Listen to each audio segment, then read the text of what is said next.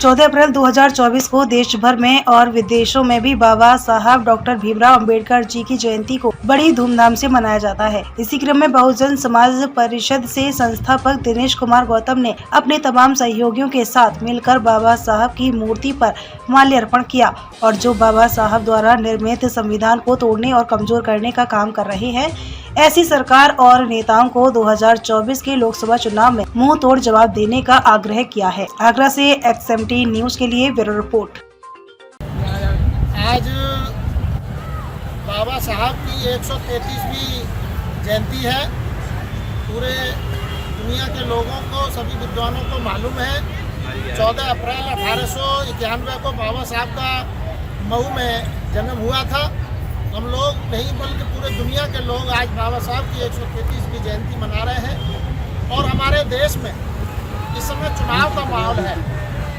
चुनाव के माहौल में हर राजनीतिक पार्टी बाबा साहब के द्वारा दिए हुए वोट के अधिकार के तहत एक लोकतांत्रिक व्यवस्था के आधार पर पार्लियामेंट के प्रत्याशी खड़े करके चुनाव लड़ रही है। लेकिन हम लोगों के लिए बहुत सारे चुनाव हुए हैं, लेकिन ये चुनाव अपने आप में एक अलग चुनाव है।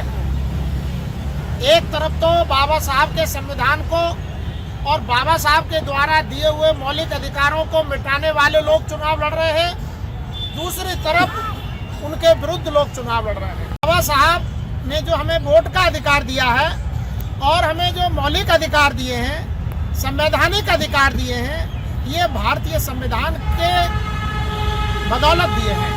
और वो लोग भारतीय संविधान को बदलने के लिए और मिटाने के लिए कस्में खा करके चुनाव लड़ रहे हैं। तो जो बाबा साहब के संविधान को मिटाने की कस्में खा रहे हैं, तो आज हम संपूर्ण भारत के लोग 14 अप्रैल के दिन, बाबा साहब की जयंती के दिन कस्में खाएं कि जो बाबा साहब के मिशनरी अस्तित्व को, बाबा साहब के संवैधानिक अस्तित्व को, लोकतंत्र के अस्तित्व को मिटाना चाहते हैं, उनको हम लोग मिटा करके ही बाबा साहब को सच्ची श्रद्धांजलि चुनाव में देंगे।